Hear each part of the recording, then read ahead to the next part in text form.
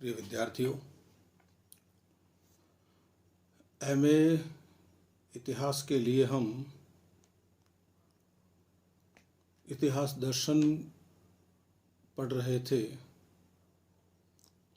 और उसमें जो अध्याय चल रहा था वह था इतिहास का क्षेत्र। पीछे जो बात हुई दो कड़ियों में इतिहास के क्षेत्र के संबंध में, एक कड़ी में तो मैंने ये समझाने की कोशिश की थी कि इतिहास का क्षेत्र क्या होता है, और दूसरी कड़ी में हमारी ये बात हुई थी कि इतिहास के क्षेत्र को किन भागों में विभाजित करके समझा जा सकता है। तो हमने चर्चा की थी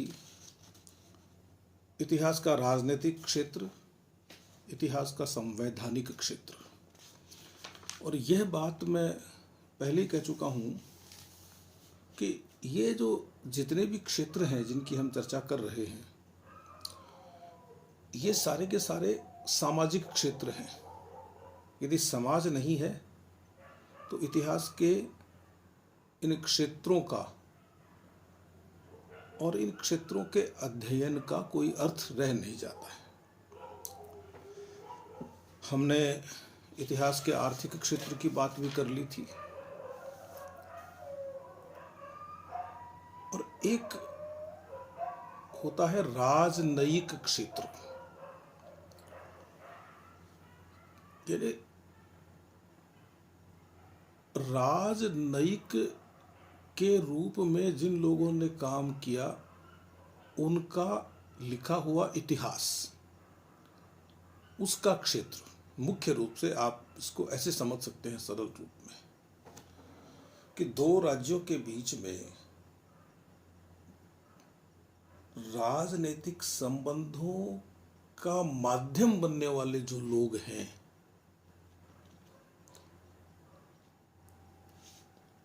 उनसे भी इतिहास का एक क्षेत्र बनता है। जैसे मेगास्थनीज यदि राजदूत बनके चंद्रगुप्त मौर्य के दरबार में नहीं आता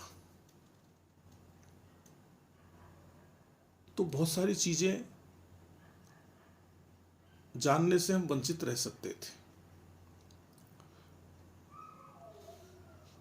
ये जो लोग हैं जो राजनयिक बनकर आते हैं या जो राजनयिक संबंधों को बनाने का काम करते हैं, इनका रिकॉर्ड बहुत काम का होता है।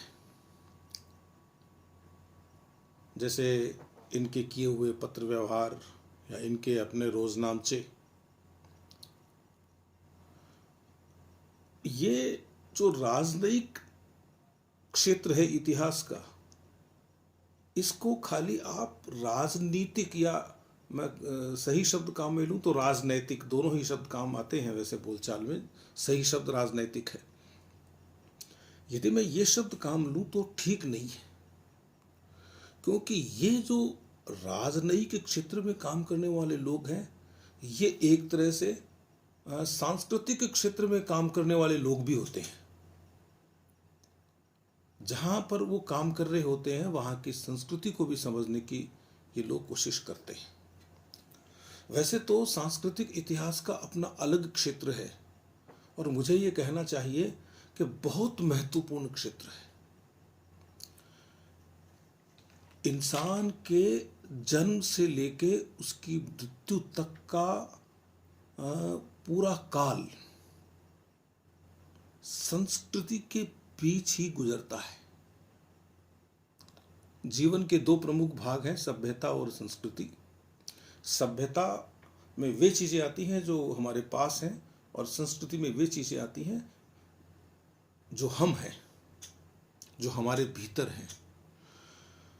तो हमारे रीति रिवाज, हमारी परंपराएं, हमारी शिक्षा, हमारा साहित्य, हमारी वास्तुकला, हमारी चित्रकला, हमारा संगीत, हमारे मनोरंजन के साधन, ये सारी चीजें एक छोटे से उदाहरण से समझ लीजिए कि जिस जिस शासक के राज्य में ये गतिविधियां ज़्यादा होंगी, निर्बाध होंगी और निरंतर आगे बढ़ने वाली होंगी, तो हमें ये मानना पड़ेगा कि उसका जो काल है वो अपेक्षाकृत शांति का काल था। तो इस क्षेत्र को भी हम छोड़ नहीं सकते। एक क्षेत्र इतिहास का धार्मिक क्षेत्र होता है। व्यक्तियों की अपनी धार्मिक मान्यताएं होती हैं। वैसे देखा जाए तो धर्म तो एक ही है, बाकी जो जो भी बातें हम करते हैं, जो जो नाम लेकर, चाहे वैदिक बोले, चाहे जैन बोले, चाहे बौद्ध बोले, चाहे इस्लाम बोले, चाहे अपन क्रिश्चियन बोले, ये सब एक तरह से मत हैं, लेकिन बोलचाल में हम धार्मिक ही कहेंगे। तो ये जितने भी धर्म हैं, इनको मानने वाले लोगों का जो विश्वास है, उनकी जो आस्था है, वो उनके लेखन में, उनके कामों में प्रकट होती है और देखने वाले लोग उनको लिखते हैं। आप ईसा के 600 साल पहले चले जाइए, वैदिक धर्म से जो शाखा निकलती है बौद्ध धर्म की, और जो शाखा निकलती है जैन धर्म की, क्या यहाँ से इतिहास में एक बहुत बड़ा मोड़ नहीं आ जाता है?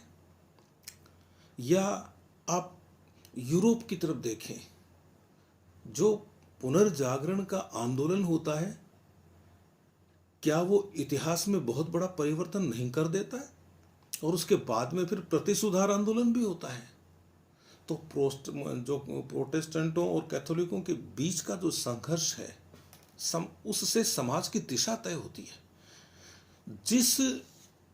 जिस क्षेत्र से भी, इतिहास के जिस क्षेत्र से भी समाज की दिशा तय होगी, वह क्षेत्र महत्वपूर्ण होगा। जब हम धर्म से संबंधित चीज़ों का अध्ययन करेंगे, उनका इतिहास जानेंगे, तो हमारे लिए इतिहास का धार्मिक क्षेत्र महत्वपूर्ण हो जाएगा। जब हम संस्कृति से संबंधित चीज़ें जानने की कोशिश करेंगे, तो सांस्कृतिक इतिहास महत्वपूर्ण हो जाएगा। और जब हम ये जानने की कोशिश करेंगे कि बड़े बड़े जो देश थे, उन देशों ने छोटे देशों को किस तरह से अपना उपनिवेश बनाया, उनका शोषण किया, तो फिर वो औपनिवेशिक क्षेत्र हो जाएगा इतिहास लेखन का। एशिया में और अफ्रीका में जो अंग्रेजों ने किया, वो किसी से छिपा हुआ है क्या? फिर मैंने प्रारंभ में संवैधानिक क्षेत्र की बात की थी। जो संसदीय इतिहास है, वह संवैधानिक इतिहास का ही एक भाग है। लोग ये मानते हैं कि संसदीय क्षेत्र भी है, वो इतिहास का एक बड़ा क्षेत्र है। सैनिक दृष्टि से देखेंगे तो उसमें युद्ध आ जाएंगे, युद्धों से जुड़ी हुई दूसरी चीज़ें आ जाएंगी। तो इतिहास को जानने का एक क्षेत्र है, वो उसका एक स्कोप है, वो सैनिक क्षेत्र भी है। लोगों ने तो यहाँ तक कर दिया कि जो देश ब्रिटेन के अधीन रहे, बाद में वो स्वतंत्र हो गए, नाम भी दिया गया कॉमनवेल्थ। तो बोले कि विलियमसन की किताब भी है एक, ब्रिटिश साम्राज्य का इतिहास, समुद्री व्यापार, ट्यूडर कालीन नाविक, वो एक अलग धारा कहता है कि हमें तो कॉमनवेल्थ का इतिहास पढ़ना चाहिए। कॉलिंगवुड कह गया कि इस इतिहास का क्षेत्र तो विचार ही है, तो विचारों का इतिहास होना चाहिए। कोई कहता है कि दर्शन इतिहास का क्षेत्र है। जब मैं धर्म की बात करता हूं तो दर्शन को वहीं से जोड़ लीजिए। तो असल में अब कोई कहता है कि इतिहास का क्षेत्र तो इतिहास ही है, उसमें सभी कुछ शामिल है। कुल मिलाकर मानव की सभ्यता, मानव की संस्कृति, मानव का मतलब मानव समाज है ना, मानव समाज की संस्कृति, मानव समाज का विकास, मानव समाज की सभ्यता, और यदि हम इसको पूरे विश्व के परिप्रेक्ष्य में देखें तो विश्व के मानव की सभ्यता, विश्व के मानव की संस्कृति, भारत के संदर्भ में देखेंगे तो भारत के मानव की सभ्यता, भारत के मानव की संस्कृति, ये सारी चीज़ें इतिहास के क्षेत्र में आएंगी। हमारे लिए जिस समय जो चीज़ पढ़नी प्रमुख होती है, हम उसी को चुनकर उसी क्षेत्र को चुनकर आगे बढ़ जाते हैं और अपने नतीजे निकालते हैं। इतिहास के सारे क्षेत्र हैं वो एक दूसरे से जुड़े हुए हैं। बस होना ये चाहिए कि इतिहास का सदुपयोग होना चाहिए, इतिहास का दुरुपयोग नहीं होना चाहिए। इतिहास कुछ लोग ये कहते हैं कि यदि आप राष्ट्रीय क्षेत्र चुन लेंगे इतिहास लेखन का तो फिर आप अपने राष्ट्र की बात करेंगे, आप दूसरों की बात नहीं करेंगे। यदि आप धार्मिक क्षेत्र चुन लेंगे तो आप सिर्फ धर्म की बात करेंगे, आप अपने धर्म की बात करेंगे, दूसरे धर्म की बात नहीं करेंगे। यदि आप सांस्कृतिक क्षेत्र चुन लेते हैं तो आप अपने सांस्कृतिक विशेषताओं को सबसे ऊपर रखेंगे और बाकी दुनिया की विशेषताओं को अलग कर देंगे। यदि हम संस्कृतियों के बीच में, सभ्यताओं के बीच में, इंसान के अलग अलग भौगोलिक क्षेत्र में हुए विकास के बीच में कोई समन्वय स्थापित करते हैं, कोई जुड़ाव देखते हैं उसके बीच में, तब तो हम इतिहास का सदुपयोग कर रहे होते हैं।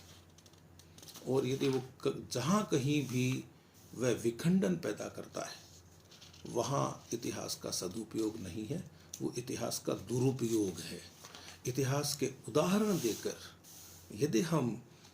यदि हम समाज को कुछ गलत करने के लिए प्रेरित करते हैं तो इतिहास का दुरुपयोग है, इतिहास का दोष नहीं है।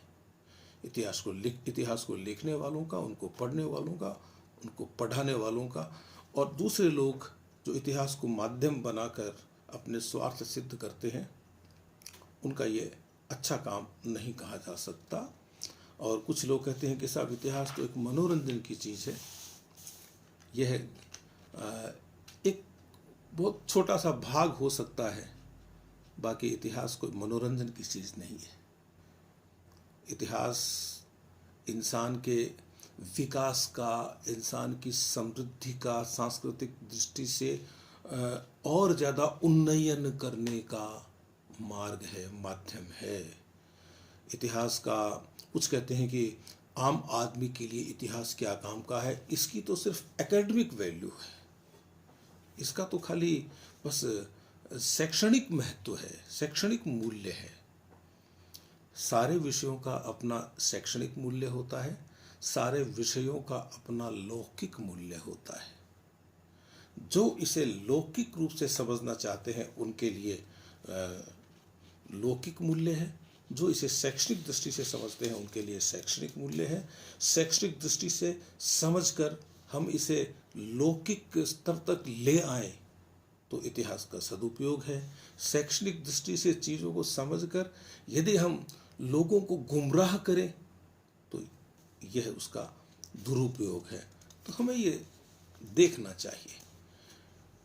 और क्या होता है, जैसे मान लो कि 1871 में जर्मनी ने और फ्रांस की भूमि से अल्सेस लॉरेन ले लिया और उसे ऐसे छीना जैसे किसी दूध पीते बच्चे को अपनी माँ से छीन लिया जाता है।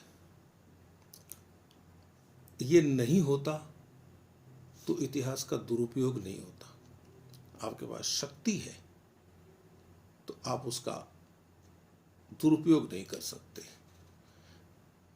अपने देश को बड़ा या अपने आप को एक बड़ा योद्धा या बड़ा कूटनीतिज्ञ सिद्ध करने के लिए आप इतिहास को यदि एक औजार के रूप में इस्तेमाल करेंगे तो ये जो अल्सेस और लोरेन जर्मनी ने लिया, इसी में प्रथम विश्व युद्ध के बीज पड़ गए थे। और बाद में वर्साय में आपने जो किया, इसी के परिप्रेक्ष्य में कह रहा हूं मैं आपको, उसमें दूसरे विश्व युद्ध के बीज पड़ गए। तो हमें एक इतिहास के एक जागरूक विद्यार्थी की तरह और इतिहास को जहर नहीं बनने देना चाहिए। यदि आप बम गिराकर 2 शहरों को नष्ट कर देते हो तो इसका मतलब ये हुआ कि आपने ये नहीं सोचा कि वहाँ जो लोग रह रहे हैं जिन्हें कोई मतलब नहीं है इस पक्ष से और उस पक्ष से, उन्हें अपनी सत्ता से ही मतलब नहीं है, अपना पेट भरने में जो लोग लगे हुए हैं उनको मारने का हक किसने दिया?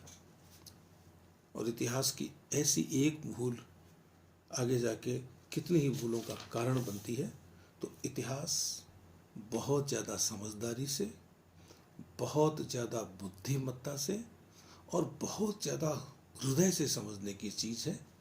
और हमें इसका क्षेत्र निर्धारित करते समय ये देखना होगा कि हमारी समझदारी, हमारी बुद्धिमत्ता, हमारा हृदय जिस क्षेत्र का भी अध्ययन हम कर रहे हैं उसमें सकारात्मक दृष्टि से सोचने की ओर अग्रसर है या नहीं है।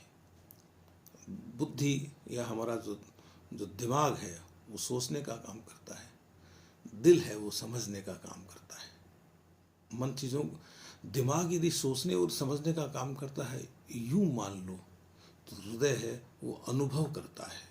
तो हमारी बुद्धि और हमारा अनुभव इतिहास के क्षेत्र का निर्धारण इस तरह से करे, भले ही उसे वो सैनिक इतिहास के रूप में पढ़े, भले ही वो उसको राजनयिक इतिहास के रूप में पढ़े, भले ही वो उसको सांस्कृतिक इतिहास के रूप में पढ़े, भले ही वो उसको राजनीतिक इतिहास के रूप में पढ़े, भले ही वो उसको आर्थिक इतिहास के रूप में पढ़े, कोशिश ये हो कि हम मानवता के भले की ओर आगे बढ़ सकें। तो यह इतिहास के क्षेत्र के संबंध में मेरी तीसरी टिप्पणी थी। मैं टिप्पणी बोल रहा हूँ, व्याख्यान बोल देता हूँ मैं वो बीच बीच में, लेकिन व्याख्यान का स्वरूप अलग होता है। हमारा ये जो वीडियो बनता है इसकी भी अपनी एक सीमा होती है, और ये जो हमारे पास जो उपकरण हैं इनकी भी एक सीमा है।